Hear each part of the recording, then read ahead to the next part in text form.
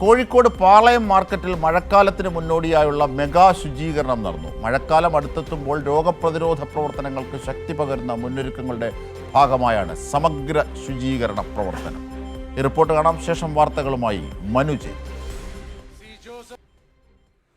കോഴിക്കോട് നഗരത്തിന്റെ ഹൃദയഭാഗത്ത് ദിനംപ്രതി ആയിരക്കണക്കിന് ആളുകൾ എത്തിച്ചേരുന്ന വിപണിയാണ് പാളയം മാർക്കറ്റ്.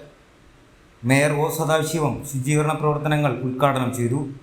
പ്രവർത്തനത്തിന്റെ ഭാഗമായി മാർക്കറ്റിലൂടെ കടന്നുപോകുന്ന ഓവുചാലുകൾ പൂർണ്ണമായി വൃത്തിയാക്കി.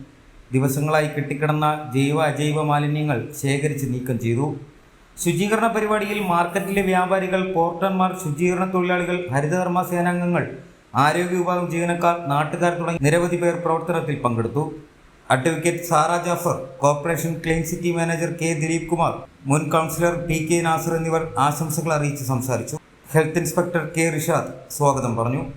കൈരളി ന്യൂസ്, കോഴിക്കോട്.